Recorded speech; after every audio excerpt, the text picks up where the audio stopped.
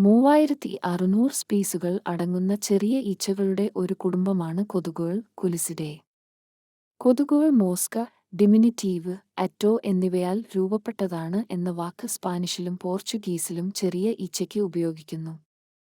കൊതുകുകൾക്ക് നേർത്ത നീളമുള്ള വിഭജിത ശരീരവും ഒരു ജോഡി ചിറകുകളും 3 ജോഡിയുള്ള രോമങ്ങൾ പോലുള്ള കാലുകളും വളരെ നീളമേറിയതും തുളച്ചു കുടിക്കുന്നതുമായ പ്രത്യേക വായ്ഭാഗങ്ങളുമുണ്ട്. എല്ലാ കൊതുകുകളും പൂക്കളിൽ നിന്ന് അമൃത് കുടിക്കുന്നു. ചില സ്പീഷീസുകളിലെ പെൺവർഗ്ഗങ്ങൾ രക്തം കുടിക്കാൻ പൊരുത്തപ്പെട്ടു.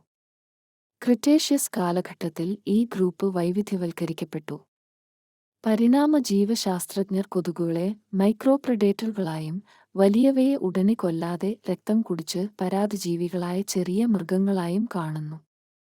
മെഡിക്കൽ പരാദശാസ്ത്രജ്ഞർ കൊതുകുകളെ രോഗവാഹകരെയും പ്രോട്ടോസോവൻ പരാദങ്ങളെയോ ബാക്ടീരിയൽ അല്ലെങ്കിൽ കൊതുകിന്റെ ജീവിതചക്രത്തിൽ 4 ഘട്ടങ്ങളുണ്ട്: മുട്ട, ലാർവ, പ്യൂപ്പ, മുതിർന്നവ.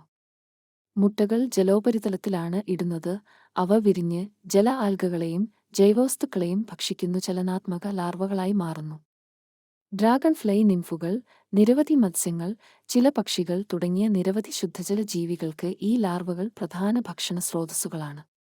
പല ജീവിവർഗങ്ങളിലെയും പ്രായപൂർത്തിയായ പെൺകുട്ടികൾക്ക് ഒരു ഹോസ്റ്റിന്റെ ചർമ്മത്തിൽ തുളച്ചുകയറാനും വിവിധതരം കശേരുക്കളുടെയും ചില അകശേരുക്കളുടെയും പ്രാഥമികമായി മറ്റ് ആർത്രോപോഡകളുടെയും രക്തം ഭക്ഷിക്കുന്നതിനും അനുയോജ്യമായ വായ്ഭാഗങ്ങളുണ്ട്. ചില ജീവിവർഗങ്ങൾ രക്തഭക്ഷണത്തിനു ശേഷം മാത്രമേ മുട്ടകൾ ഉത്പാദിപ്പിക്കുന്നുള്ളൂ. കൊതുകിന്റെ കടിയേറ്റ സമയത്ത് അതിന്റെ ഉമിനീർ ആതിഥേയ കൊതുകിലേക്ക് കൈമാറ്റം ചെയ്യപ്പെടുന്നു. ഇത് ചൊറിച്ചിൽ പോലുള്ള ചൊറിച്ചിൽ ഉണ്ടാക്കാൻ കാരണമാകും. കൂടാതെ രക്തം കുടിക്കുന്ന ജീവിവർഗങ്ങൾ കടിക്കുമ്പോൾ രോഗകാരികളെ അകറ്റുകയും മറ്റ് ആതിഥേയ ജീവികളിലേക്ക് അവ പകരുകയും ചെയ്യും. മലേറിയ, ഫൈലേറിയസിസ് തുടങ്ങിയ പരാത രോഗങ്ങളുടെയും മഞ്ഞപ്പനി, ഡെങ്കിപ്പനി തുടങ്ങിയ അർബോവൈറൽ ആധുനിക വാഹനങ്ങൾ ഈ ജീവിവർഗങ്ങളിൽ അനുഭവപ്പെട്ടു.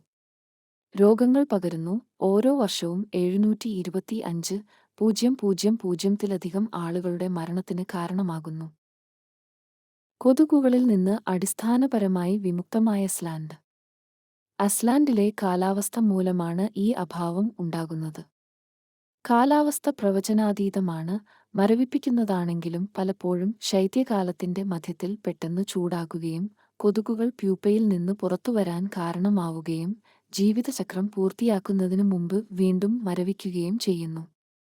മിതശീതോഷ്ണ മേഖലയിലെ കൊതുകുകളുടെ മുട്ടകൾ ചൂടുള്ള പ്രദേശങ്ങളിലെ മുട്ട തദ്ദേശീയ ജീവിവർഗങ്ങളുടെ തണുപ്പിനെ കൂടുതൽ സഹിക്കുന്നു. പലതിനും 0-ന് താഴെയുള്ള താപനിലയെ സഹിക്കാൻ കഴിയും.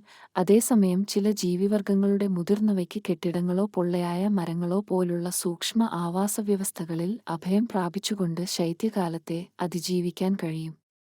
ചൂടുള്ളതും ഈർപ്പമുള്ളതുമായ ഉഷ്ണമേഖലാ പ്രദേശങ്ങളിൽ ചില കൊതുക് ഇനങ്ങൾ വർഷം മുഴുവനും സജീവമാണ്. എന്നാൽ മിതശീതോഷ്ണ, തണുത്ത പ്രദേശങ്ങളിൽ അവ ഹൈബർനേറ്റ് ചെയ്യുകയോ ഡെപോസിൽ പ്രവേശിക്കുകയോ കുടുംബങ്ങളിലെ മറ്റ് ചില ആർട്ടിക് മിഡ്ജുകളെപ്പോലെ ആർട്ടിക് അല്ലെങ്കിൽ സബാർട്ടിക് കൊതുകുകൾ പെർമാഫ്രോസ്റ്റിൽ ഉരുകിയ ജലാശയങ്ങൾ രൂപപ്പെടുന്നതിനാൽ പ്രതിവർഷം ഏതാനും ആഴ്ചകൾ മാത്രമേ സജീവമാകൂ. എന്നിരുന്നാലും ആ സമയത്ത് ചില പ്രദേശങ്ങളിൽ അവ വലിയ അളവിൽ പുറത്തുവരുന്നു. ഒരു കരിബൗ കൂട്ടത്തിലെ ഓരോ മൃഗത്തിൽ നിന്നും ഒരു കൂട്ടം പ്രതിദിനം 300 മില്ലി രക്തം എടുത്തേക്കാം. കാലാവസ്ഥാ വ്യതിയാനത്തിന്റെ പ്രഭാവം. ഒരു കൊതുക് രോഗം പരത്തണമെങ്കിൽ അനുകൂലമായ സീസണൽ സാഹചര്യങ്ങൾ ഉണ്ടായിരിക്കണം, പ്രധാനമായും ഈർപ്പം, താപനില, മഴ എന്നിവ. കിഴക്കൻ ആഫ്രിക്ക, ലാറ്റിൻ അമേരിക്ക, തെക്കുകിഴക്കൻ ഏഷ്യ, ഇന്ത്യ രാജ്യത്തെ പകർച്ചവ്യാധികളുടെ സ്ഥാനത്തെയും എൽ നിനോ ബാധിക്കുന്നു.